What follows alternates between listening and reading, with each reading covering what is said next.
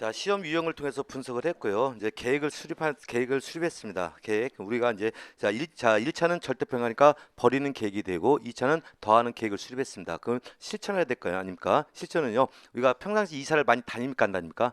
이사 다니죠. 이사와 똑같은 공략을 우리가 전략을 수립하는 겁니다. 자, 이사 가는 기한이 정해져 있죠.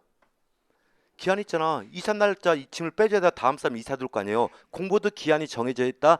뜻 갖고 있지. 1차 시험은 1차 시험 날짜가 9월 중순 정도 봅니다. 2차도 아니 1차는 7월 중순, 2차는 9월 달이나 10월 초에 보는 겁니다. 그럼 그 기한까지 공부를 끝내야 되는 거야.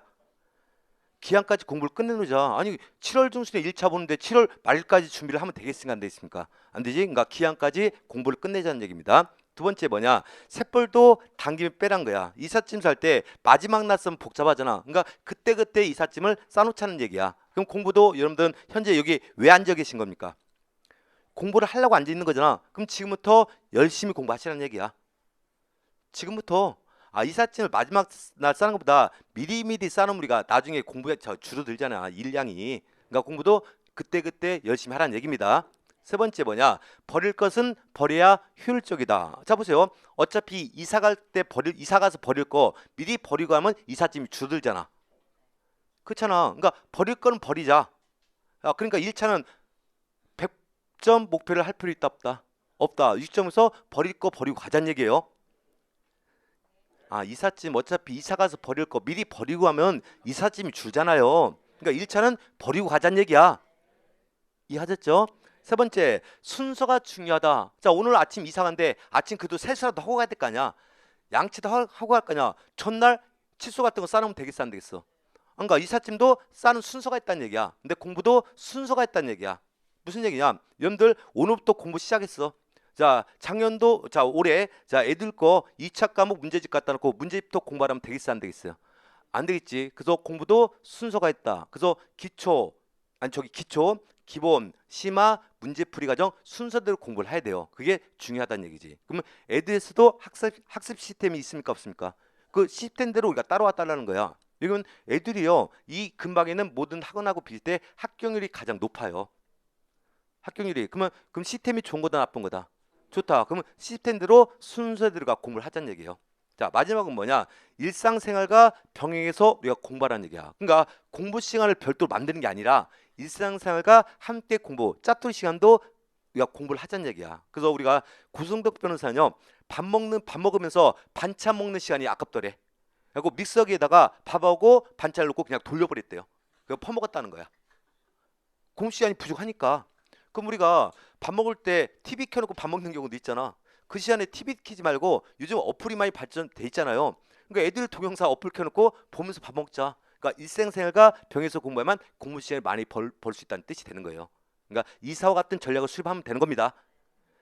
이해하셨죠? 자, 넘어갑니다. 자, 그러면 최고 실력으로 끌어오는 전략 중에 두 번째, 공부하지 않을 부분 버려라. 아까 절대평가는 버린 시험이다, 더하는 시험이다. 버린다. 근데 버린 데서 아무거나 버리면 될까 안 될까? 안 돼. 큰일 나겠지. 버리는 것도 유령이에요. 그럼 어떤 걸 버릴 거냐? 자, 버리는 부분을 우리가 추리한 부분 5가지를 버리면 된대요. 첫 번째 뭐냐?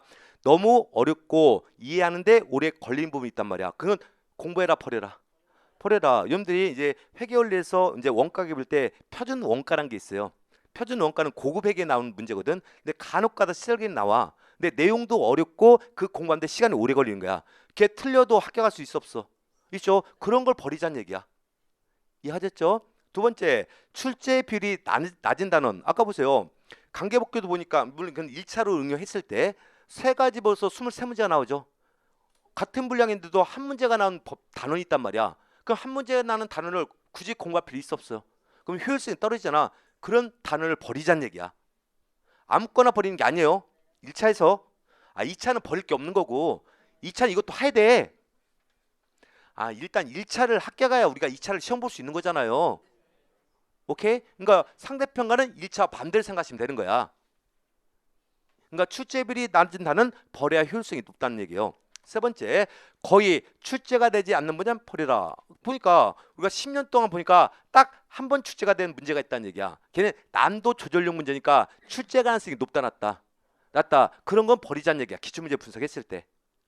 근데 출제율이 높은 문제 있죠. 해마다 나오는 문제가 키워드가 있단 말이야. 걔는 버리면 되겠어요, 안 되겠어요? 근데 걔는 갖고 가는 거고, 뭐 10년이나 5년마다 한 번씩 나오는 것은 버리자는 얘기예요. 이해하셨죠? 자, 그러면 다른 응시자에게도 어려운 분야다. 자, 나만 어려운 게 아니라 다른 사람들 다 어려운 거야. 그럼 그 사람들도 공부하니까 나도 같이 버리자. 어? 야, 지금 5사람이 함께 공부해 스터디를 이뤄서 공부하는데 네 사람도 몰라. 그럼 나만 어려운 게 아니라 그 사람들도 어려운 거지. 그럼 같이 어려우니까 포기하자는 얘기야. 근데 같이 5사람이 공부인데 네 사람 알고 나는 몰라. 그럼 공부를 해야지. 그건 어려운 게 아닌 거니까. 그래서 모든 사람에게 어려운 건 나만 어려운 게 아니라 다른 사람도 다 어려우니까 그런 거 버려도 상관이 없다는 얘기예요. 이해하셨습니까? 자, 마지막으로 최근 시험에서 출제된 내용, 즉 이런 얘기예요. 물론 해마다 나오는 문제는 다음에도 나오죠. 근데 5년마다 나오는 문제가 있었잖아. 근데 걔가 전년도에 나왔어요. 그럼 올해 나올 가능성이 높아 나죠. 맞지? 그런 거 버리자는 얘기지. 그래서 버릴 때도 아무렇게나 버린 게 아니라 이런 순서대로 버리세요. 오케이? 이해 가셨습니까? 너무합니다. 자, 근데 자, 상대평가는 역으로 가볼까요? 상대평가는 자신 있는 분야보다도 자신 없는 분야를 공략해야 돼. 내가 자신이 없다는 것은 남한테도 자신이 없다는 얘기지. 그럼 우리는 그걸 공략해야 된다는 얘기다. 상대평가는 공략해야 돼요. 그러니까 상대평가는 버리는 게 아니라 더하는 공부다 이렇게 해서 설명하는 겁니다. 다 하세요. 2차는 자, 넘어갑니다. 자, 최고 실력을 올리는 전략 중에 교재 활용법이에요. 그럼 앞으로 여러분들 이제 기본서를 이제 회독을 돌릴까 정독을 할 때, 자, 기본서가 이제 2차 과목은요 관리 시험만 기본서가 1200페이지야. 1차 세 과목보다 2차 두 과목의 기본서 합계 페이지가 더 많습니다. 근데 이제 예를 때 만약에 우리가 1차 과목도 민법 같은 거 두께가 두껍죠. 두껍잖아. 그때 막연하게 보지 말고 그 기본서 안에서도 순서를 정하자는 거야. 공부 순서를. 그때 저는 이제 4가지 이제 표시로 해서 이제 예시할 건데 만약에 실전할 땐 여러분이 편한 색깔로 고르는 거야. 첫 번째 뭐냐? 시험에 잘 나오는 중요한 부분을 색깔로 표시해 놓자는 얘기야. 아까 보니까 해마다 나오는 지문이 있었죠.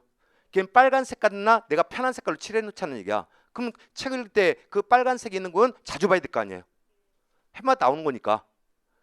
무슨 얘기 이해가셨어요? 그러니까 자주 나오는 그 단원이나 자주 나오는 그 지문들은 빨간색으로 표시해서 자주 보자는 얘기야. 그는 두 번째, 자 직전에 애울 부분이 있다는 얘기야. 걔는 미루자는 얘기야. 왜냐면 사람의 기억력에는 한계가 있죠.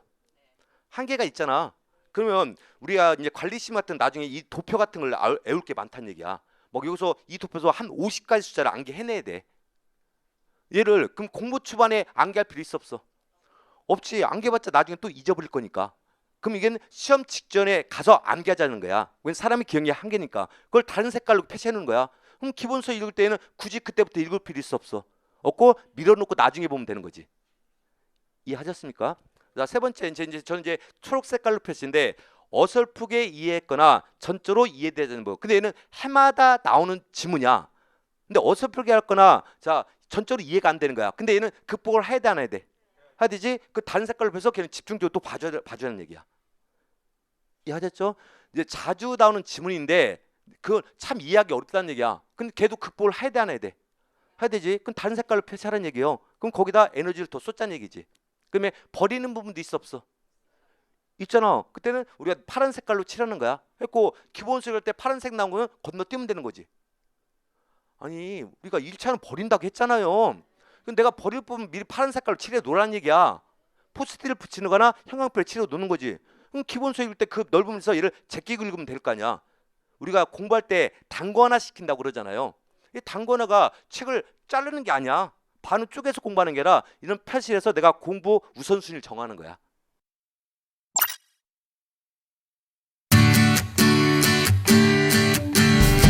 제가 매일 체크하겠습니다.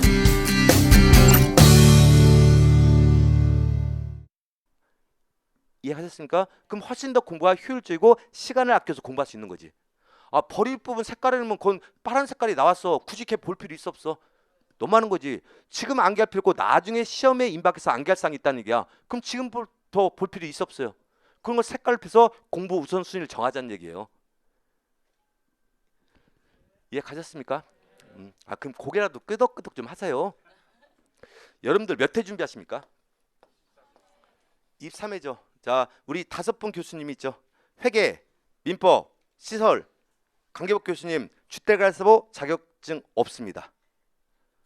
다섯 개 자격증 간 사람 유일하게 저 하나밖에 없어. 저는 9회 때 합격했습니다. 9회 때. 강산이 한 번 이상 변했죠. 여러분들 지금 뭐 9회하고 23인가 별거 차이가 안 갔죠. 심해 가본 까마득하게 보이지도 않습니다. 어? 그럼 여러분하고 저하고 인연을 맺은 것은 나이를 갖고 인연을 맺었습니까? 자격증을 갖고 인연을 맺었어요. 자격증이죠. 뭐 사회에 나가면 나이 따지면 여러분들이 선배가 될 수도 있어요. 근데 저하고 만난 인연 자격증 갖고 만난 거야. 그럼 여러분이 선배입니까? 제가 선배입니까? 까마득하게 보이지 않는 선배입니다. 어? 근데 선배가 수업 시간에 자 뭘 질문하고 하는데 그냥 가만히 이렇게 멀뚱멀뚱 보고 있으면 될까 안 될까요? 대답 크게 하세요. 선배가 물으는데 일반 사회 가서도 후배한테 내가 뭘 물어봤는데 대답을 안 해. 그럼 밟아버리잖아 그냥. 근데 우리 뭐 자칭하고 우리 성인이니까 그렇게 못하죠. 선배가 물어볼 때는 대답 크게 하세요. 민법이나 회계월 시에는 대답 안 해도 상관없어. 그럼 자격증 없으니까. 근데 신문 시에는 대답 크게 하세요. 자, 그러면 이제 시험은 횟수가 중요하다. 횟수, 즉 공부 시간이 길어져야 돼. 그러면 성인 공부는 머리 갖고 공부할까, 엉덩이 갖고 공부할까? 물론 기본적인 머리는 있어야 돼. 근데 주택관리사 공부하자고 생각하신 분은 기본 머리는 있어요. 근데 보니까 성인들은요 40대 넘어가니까 머리가 평준화가 되더라고만. 뭐 중고등학교 때는 뭐 IQ 높건 하지만 따지만 40 넘어가면요 머리는 평준화돼. 그럼 결국은 엉덩이 싸움이라는 얘기야. 즉 공부 시간이 길어진다는 얘기지. 그럼 앞으로 상대평가에서는요, 상대평가에서는 여러분들이 기본서 회독이 많아져야 돼. 그러면 공부량이 많아진다는 얘기지. 그래서 대부분 그 사법고시 이게 합격생들 보면 대부분 7회독 정도 한대요. 7회독. 응? 근데 7회독인데 그게 이제 그 회독 수마다 공부함이 달라진 거야. 뭐 7회독을 다 한다 해서 막 다 꼼꼼하게 보는 게 아니야. 그 회독 순서에 따라 방법이 다른 거야. 그럼 우리가 최소한 2회독에서 2회독 할 때는요, 어떻게 공부할 거면 처음에 가볍게 책을 읽는 거야. 근데 가볍게 책을 읽는 데서 본문까지 다 보는 게 아니라 제목을 정리하는 거야. 이건 제목이라는 것은 그 주제에서 가장 키워드만 끄주는 거지. 그럼 키워드부터 먼저 공부해서 그 주제가 뭔지를 먼저 파악해야 되는 거야. 이해하셨어요? 자, 두 번째 이제 3회독부터 할 땐 외운다는 목표로서 생각하면서 공부를 해야 돼. 그럼 얘는 그때부터는 디테일하게 공부하자는 얘기지. 그러면 우리가 보세요. 제목 정리하면 골격이 세워졌잖아. 그럼 3회독부터는 암기한다는 생각으로 공부하는 거야. 그럼 그 골격에다 살을 붙여가는 과정이 된다는 얘기지. 이해하셨어요? 그럼 4회독까지 끝났잖아. 그럼 5회독부터는 반복 횟수를 빨리 가야 돼. 그러니까 평상시 3회독, 4회독 할 때는 한 달에 포인트가 거는 것은 이때는 하루 포인트 잡고서 빨리 돌려야 돼. 그러면 우리가 기억력을 유지하는 시간이 길어지기 때문에 더 길게 할 수 있기 때문에. 그래서 회독에 따라서도 공부량이 달라지는 겁니다. 그러니까 처음 회독 할 때는 가볍게 제목 정리만 하자는 거야.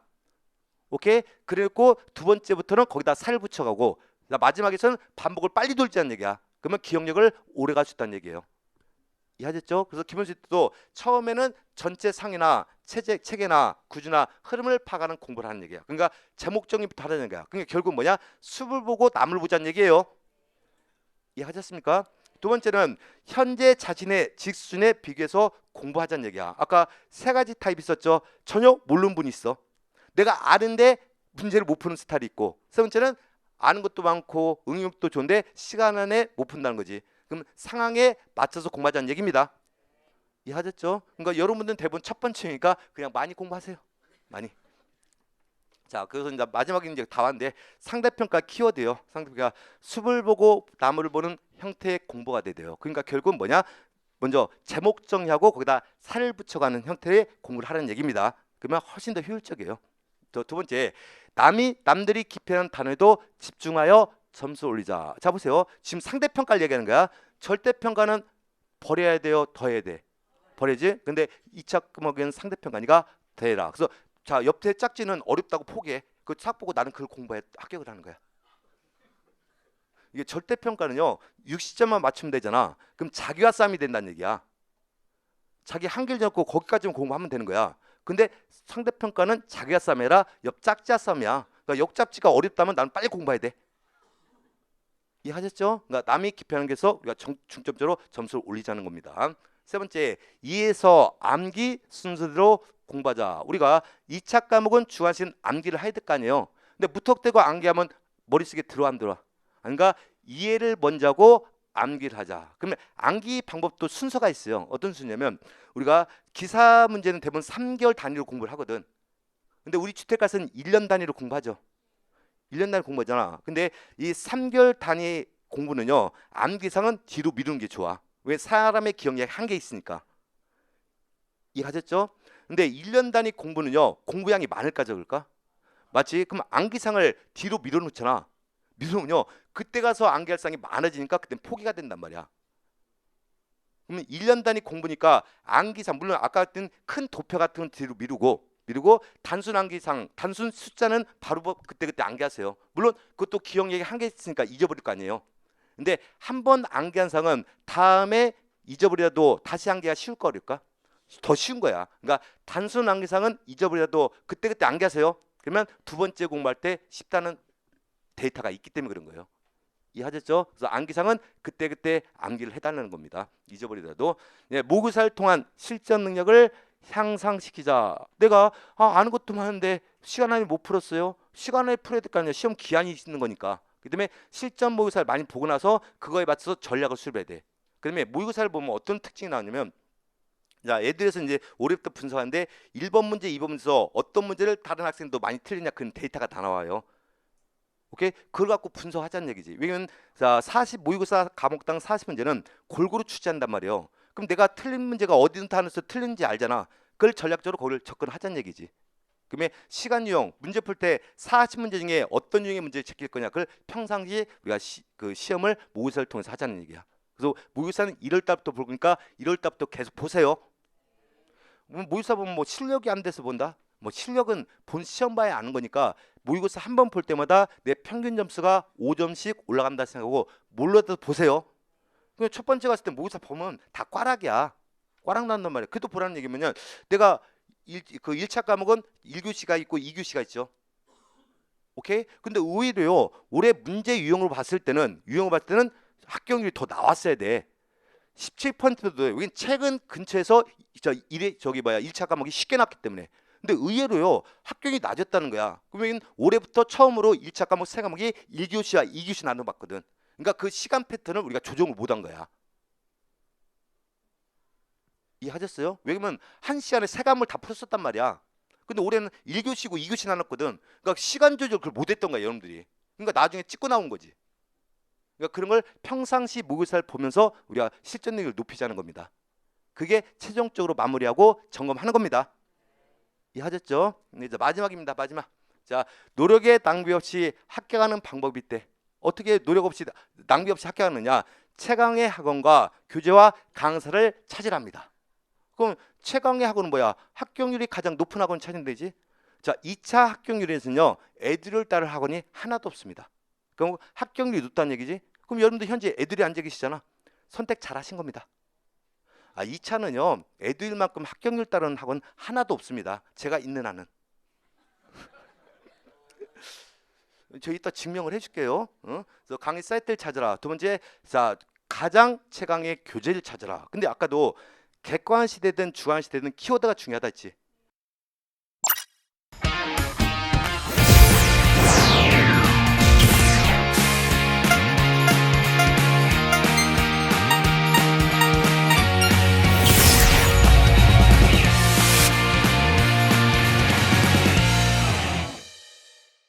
패턴이 중요하다 했잖아. 근데 우리가 시중에 가서요. 주택가에서 뭐 기본서를 딱 펴놓으면 1도란 책이 있고 2도란 책이 있어. 1도는 뭐냐? 한 색깔로 된 거. 검은색 하나만 있는 거. 2도는 다른 두 가지 색깔로 이게 변형되어 있는 책이 있단 말이야. 근데 이게 1도하고 2도하고요. 자, 원가 차이가 2배 차이야. 원가 차이가. 그러다 보니까 다른 출판 1도에서 검은 색깔밖에 없어. 막 본문 다 검은색밖에 없단 말이야. 근데 애들에서 2차 기본서를 받으면요. 같은 지문에도 파란색도 있고 검은색도 있단 말이야.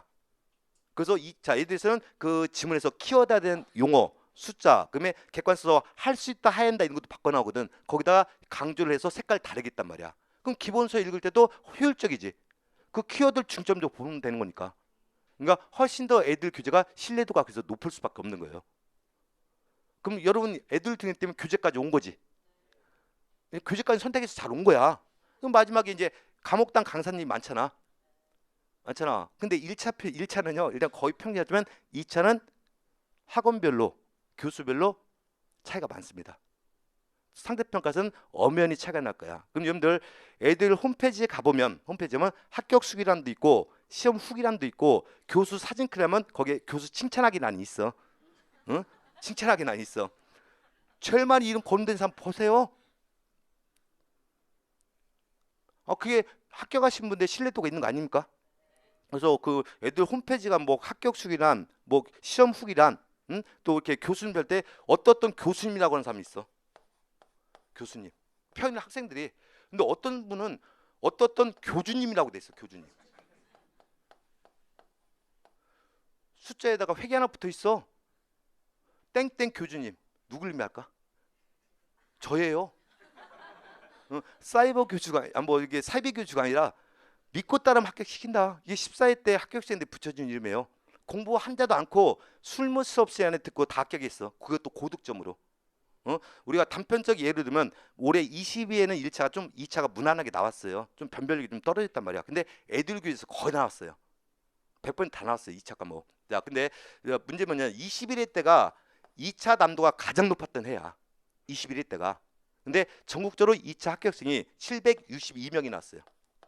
762명이. 근데 애들에서는 시험 끝나고 그날 자동 채점하는 게 있단 말이에요. 거기다 내 그 문제를 그대로 정답을 기면 자동 채점이 나와. 근데 자동 채점기가 여기서 애들에서 자동 채점인데 740명이 합격을 했더라고. 애들에서 760명 중에 애들에서 자동 채점 보니까 애들에서 공부한 사람이 740명이 합격을 한 거야. 나머지는 다른 학원에서도 합격할 수 있죠. 여기 공부에 도사들이 있으니까. 그만큼 합격이 됐다는 거지. 그러면 이 근방에 올해 뭐 합격률이 뭐 비슷하더라도요. 일단 합격 점수를 비교해볼게요. 모 학원과 비교해봤어 내가. 했더니 보통 같이 합격하더라도 평균 점수가 15점에서 20점 차이가 나는 거야. 애들하고. 그럼 절대평가 때는 뭐 같이 합격하면 똑같잖아. 15점 더 맞든 20점 맞든 같은 합격생이란 말이야. 합격생 하나밖에 안 주는 거니까. 근데 상대평가 돌려볼까요? 차이가 큽니까 작습니까? 엄청 큰 거지. 그래서 21회 때 난도가 높았어도 에디슨 맞고 합격시켰어요. 그러면 그 당시에 박효진이라고 수석 합격생 에디슨 나왔어. 내 제자가. 그래서 제가 13년 강의 중한 2차 합격생 가장 많이 배출했고 합격 선수가 가장 높습니다. 그러니까 믿고 따라오세요. 이미 상대평가는 1년 전부터 준비를 하고 있었어요. 이미 준비된 강사입니다. 믿고 따라오세요. 이 대방어스 아무나 강의 못해요. 여기 가장 메인 학원이니까. 그래서 애들에서도 전속 계약 가장 먼저 맺었어. 그래서 전 다른 학원 가지도 못해요. 애들이 밥 먹고 다른 교수님도 다른 사이트 가면 다 있어. 근데 저는 오직 애들 수업밖에 강의를 못해요. 이미 전속 계약 체결돼 가지고. 그러니까 믿고 따라오세요. 항상 공부랑은 자신감이야. 자신감. 나는 합격할 수밖에 없던 자신감을 가져 합격할 수 있는 겁니다. 두 번째, 공부를 어떻게 할 거냐? 죽어라고 공부하세요. 죽어라. 공부하다 죽었다는 사람이 있다 없다. 막 숨이 찰 정도 공부해도 안 죽습니다. 세 번째는 자기의 한계선을 정하지는. 난 여기까지 했으니까 공부 다 됐다. 한계란 건요. 넘어가려고 정하는 거지 거기까지 한다는 얘기 아니에요. 그래서 한계를 정하시고 열심히 따라오시면 되겠습니다. 이해하셨죠? 자, 여기까지 학습 전략이고, 자, 두 번째 이제 마지막 이제 부탁드릴 게 뭐 있냐면, 제가 여러분들 다른 학원들은 대부분 합격하고 나면 끝나죠. 끝나잖아. 근데 여러분들은요, 저거 만났을 때 이러면 목표는 무엇입니까? 어떻게 알았어요? 맞아요. 저거 만났을 때는 우리 목표는 합격이 아니라 취업이야. 무엇이다? 우리 합격해서 자격증, 장롱증이 장롱이 들라 공부하는 거 아니잖아요. 그렇잖아. 그럼 취업을 목표했던 것은 합격은 당연한 거지. 그래서 다른 학원들이나 사이트는요, 대부분 합격과 끝나지만 애들 주택가서 홈페이지 보면 취업 지원 센터라고 있을 거야. 취업 지원 센터. 거기 본문에 들어가면 취업 센터장이라고 많이 봤던 얼굴이 있을 거야. 그래서 취업 지원 센터까지 맡아서 취업 지원해 주는데, 제가 밴드가 3가지가 있어요. 3개. 학습 지원 밴드가 있고, 올해 합격하신 분들 취업 지원하는 밴드가 있고, 세 번째, 학교에서 소장 나가셨잖아요. 업무 지원 밴드가 있어. 3개의 밴드가 있어. 그래서 여러분 선배 소장님들이 다 지금 지원을 해주고 있어요. 명품 소장님들이. 그래서 그걸 운영하는데, 자, 올해 22회 때는 제가 학습 밴드를 모든 사람들이 다 들어와서 자료를 열람할 수 있게 했단 말이에요. 근데 상대평가하니까 아무나 와서 보면 되겠어 안 되겠어? 여름에 경쟁자가 와서 보면 안 되잖아. 그렇잖아. 그러니까 애들 출신 아닌 사람들을 자료 열람을 내가 안 시키겠다는 얘기야. 아니, 다른 학원들 다 떨어뜨려야 될 거 아니에요. 우리 학원 사람 다 들어가야 될 거 아니야. 두 번째, 내 강의 듣는 분만 합격시키겠다는 거야. 이미 상대평가에 관한 자료 다 만들어놨어요, 제가. 그래서 그걸 여러분한테 내 수업 듣고 애들에서 제 수업 듣는 공개하기 때문에 그 학습 그 밴드를 그렇게 오픈할 거예요. 근데 밴드 가입하니까 그냥 아무나 가입하면 안 되잖아요. 그래서 제가 지금부터 전화번호 공개할 겁니다. 전화번호. 제 전화번호 해마다 공개하니까 전국 전화번호예요. 전국 전화번호. 새벽 3시까지는 전화 받습니다. 자, 010-8824-6109요. 6109. 야, 여기다 이제 전화하셔. 저 문자로요. 자, 밴드 초대장 보내달라고 하세요. 그럼 제가 문자로 초대장 보내드릴 겁니다. 그러면 그 링크에서 우리가 가입하시면 되는 거예요. 이해하셨습니까? 그래서 여러분 이제 그 11월 달부터 제가 자료 공개를 하기 시작할 거예요. 그 단원에 맞춰서. 그래서 그 밴드에서 이런 자료를 활용해서 가시면 되겠습니다. 상대평가 두려워하지 마세요. 얼마든지 극복할 수 있습니다. 자, 1000명을 합격시키겠다. 그러면 1000명 안에 여기 계신 분들 다 넣어드릴 겁니다. 제가 600명 합격시킨다. 여기 앉아 계신 분들 600명 다 넣어드릴 거니까 믿고 따라오세요. 자, 넘어갑니다. 지금부터 이제 자, 기초서 본론 들어가는데요. 근데 관리심이라는 것은 기초가 있는 과목이 아니에요. 강론 과목입니다. 자, 관리심이라는 것은 현장에서 직접 적용하는 과목이라는 거지. 그래서 1차 과목의 민법, 회계 원리, 시설 개론, 2차 과목의 관계법규를 기초로 하는 거야. 기초에서 그걸 응용해서 현장에 적용하는 과목이기 때문에 다른 과목들과 중첩이 돼요. 시험 범위가. 특히 시설 개론과 관계법규가 많이 중첩이 되는 거지. 그래서 원칙은 기초가 있다 없다. 없고 다른 과목이 기초가 돼야 돼. 근데 우리가 11월 달부터 기본서 들어가야 되잖아. 그럼 다른 과목 끝날 때까지 기다릴 수가 없다는 얘기야. 그래서 기본서 수업을 위한 우리가 몇 가지 정리를 하고 들어간다 이렇게 생각하시면 되겠습니다. 그래서 기초 때는 심하게 안 굴려요. 제가 기본서 들어가야 심하게 굴립니다. 그때 막 2시 넘어 수업 끝나고. 근데 어쩔 수 없으니까 지금은 기초니까 워밍업을 한다 이렇게 생각하시면 되겠습니다. 자, 총론 과정인데 총론 과정에서 첫 번째 용어의 정의, 용어의 정의란 용어의 뜻이란 얘기야. 그 보니까 건축법령상 용어의 정의. 근데 법령이란 용어 나왔어. 법령. 지금부터 우리 시험에 가보면 건축법령이다, 주택법령이다, 공동주택관리법령이다, 전기사업법령이다. 이게 법령이라는 용어가 많이 나와. 그럼 법령은 하나의 법의 체계를 의미하는 겁니다. 일단 우리나라에서 가장 상위법이 있죠. 무엇이 가장 상위법일까? 헌법. 헌법을 넘어가는 건 하나도 없어. 근데 헌법은 출제가 안 됩니다. 헌법 우리 시험에 안 나와. 공무원이 나오는 거지. 또 사법고시 나오는 거죠. 근데 이제 건축법령을 예를 들게요. 건축법령에는 체계가 건축법, 건축법 시행령, 건축법 시행규칙 이 세 가지를 합쳐 건축법령이라는 거야. 그럼 건축법이다 또는 건축법률이다. 이렇게 법이나 법률로 끝나는 게 있단 말이야. 걔는 국회에서 제정하는 국회에서 제정하는 제정법이 된 거야.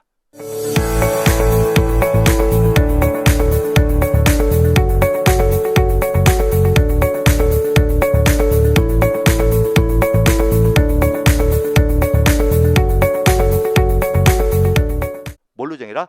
국회에서 정하겠다는 게야. 어떻든 법이다, 어떻든 법률로 끝나는 게 있다는 거예요. 그건 어디서 만드는 거다? 국회. 근데 이 법이란 것은 시시콜콜한 거 정하는 게 아니라 뼈대만 정하고 나머지는 의임을 해줘요. 의임을 받는 걸 명령이라는 거지. 이걸 의임 명령. 그래서 시행령과 시행규칙을 의임 명령이랍니다. 명령. 그래서 이 시행령을 뭐냐? 이걸 대통령령이라는 거야. 대통령령. 그럼 누가 정하는 거다? 대통령이 정하는 거야. 그러면 시행규칙은 이걸 장관 명령이라는 거죠. 이걸 장관이 아니라 부령 또는 총리령이라는 거야. 그러니까 각종 장관이 정하는 거야. 그래서 이 두 가지를 명령. 그래서 법하고 영자를 떼서 이걸 법령이라 하는 겁니다. 그럼 앞으로 건축법령이란 건축법 시행령, 건축법 시행규칙을 하는 겁니다. 그러면 주택법령이라 할 때는 주택법 시행령, 주택법 시행규칙으로 이게 정해져 있다는 얘기야. 자, 그래서 우리가 건축법에 보면 이런 내용은 대통령령으로 정해라 이렇게 편형돼 있단 말이야. 그러면 무슨 내용? 자, 무엇을 보면 그 내용이 있는 거다. 건축법 시행령에 보면 그 내용이 있다는 얘기예요. 자, 법률을 보니까 국토교통부령으로 정한다. 그때는 그 내용은 시행규칙에 있다는 뜻이 되는 겁니다. 이해하셨죠? 그래서 앞으로 자, 법령이란 용어를 할 땐 법률과 시행령과 시행규칙, 시행령을 대통령령, 그다음에 시행규칙을 장관명령, 부령이라 표현한 겁니다.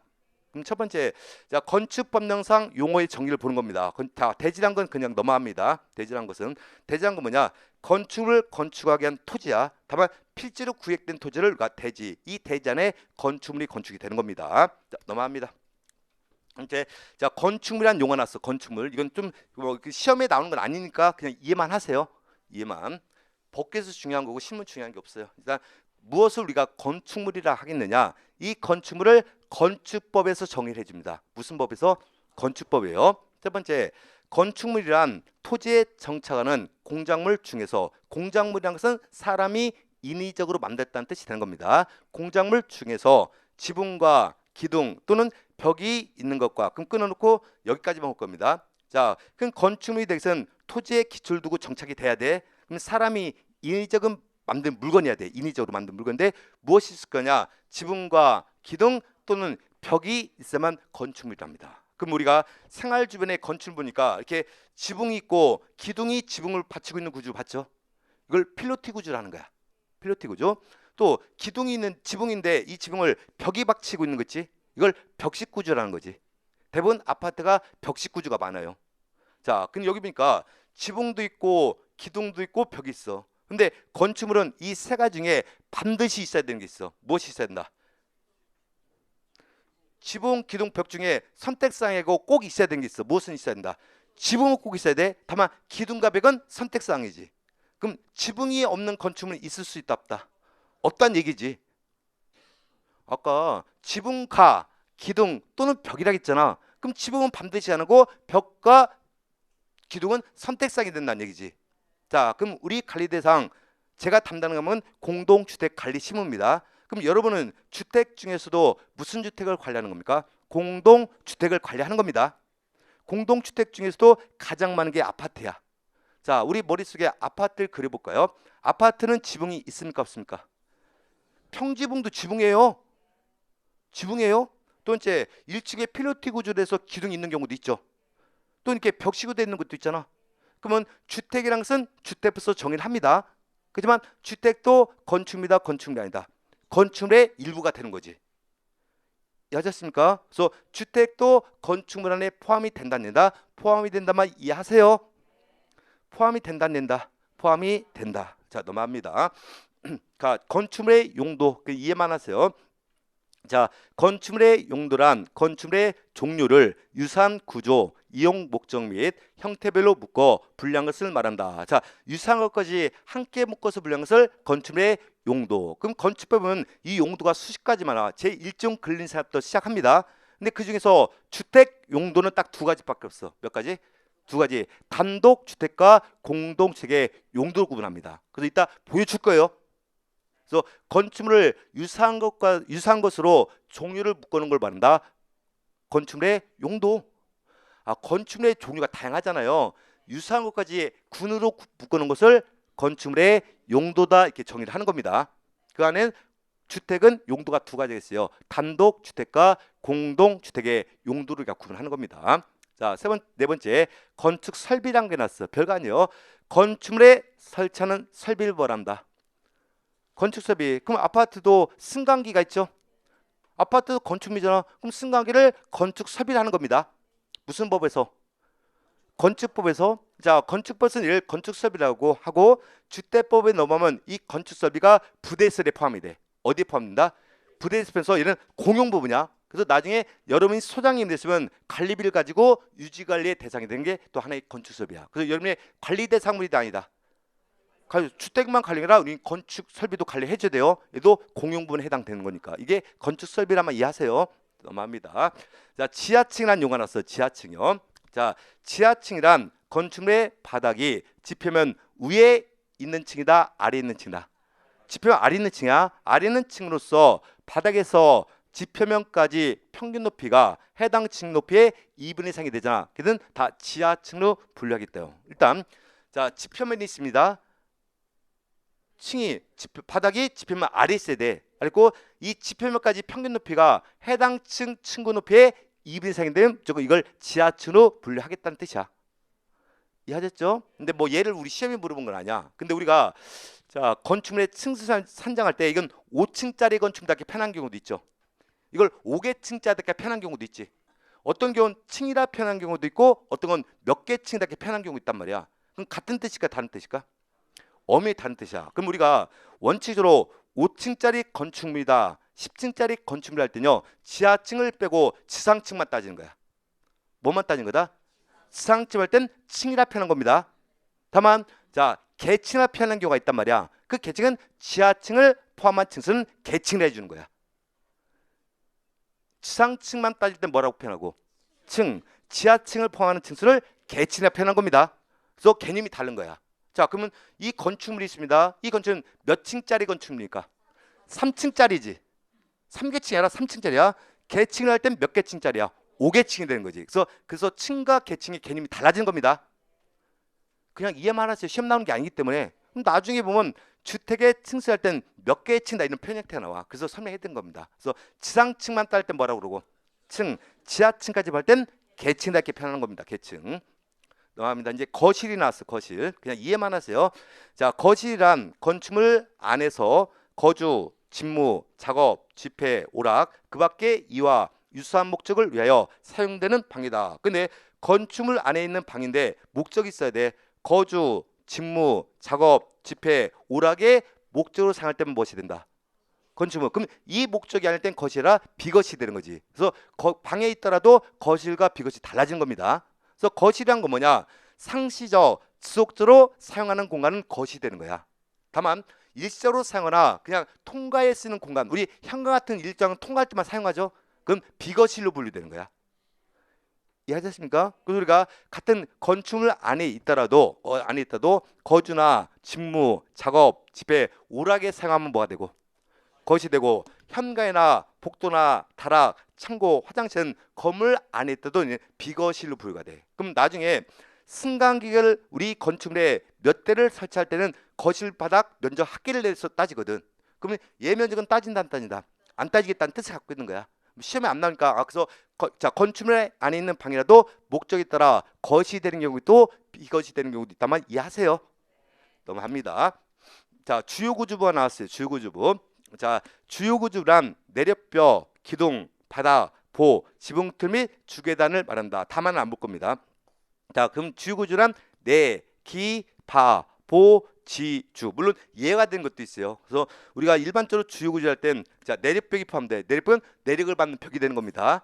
보도 포함되고, 바닥도 포함되고, 기둥도 포함되고, 지붕틀과 주계단, 실제로 내력을 받는 분을 다 주요 구조라고 그래. 근데 법에서 건축 쓴 예를 뭐라고 표현했어? 주요 구조라 표현했단 말이에요. 근데 공동주택 관리법에 보면 하자 담보칭 기간이 있어. AS 기간이요. 그때 내력 구조의 하자 담보칭이 10년입니다. 몇 년이다? 10년. 그리고 가로 열고 이 내력 구조란 건축법상 주요 구조부를 말한다 이렇게 표현하고 있단 말이야. 그땐 내, 기, 바, 보, 지주다 이렇게 이해하시면 되는 겁니다. 주택법에서는 주요 구조를 하지 않고 내력 구조부다 이렇게 표현해놔. 그리고 가르고 이하 건축법상 주요 구조부를 말한다 이렇게 표현해 준단 말이에요. 그때는 내, 기, 바, 보, 지, 주란 뜻을 갖고 있는 겁니다. 그렇게만 이해하는 거예요. 그렇게만. 자, 넘어갑니다. 자, 건축이 나오는데요. 자, 건축부터는 좀 길어지기 때문에 이부터는 잠깐 쉬었다 갑니다. 그런데 말입니다. 에듀윌에선 이 모든 혜택의 유료 회원 수강료를 돌려받을 수도 있다는 사실 알고 계셨습니까? 진짜 10만 원을 주더라고요. 한 달에 100만 원 버는 친구도 봤어요. 이게 진짜 대박이라니까요. 네, 친구 추천을 하시고 친구가 유료 회원가입을 하게 된다면 10만 원을 입금해드리고 있습니다. 친구만 추천해도 10만 원을 입금해주는 에듀윌 친구 추천 이벤트. 참으로 놀라운데요. 그리고 이 모든 혜택들을 많은 수강생들이 동행해 주길 진심으로 부탁드립니다.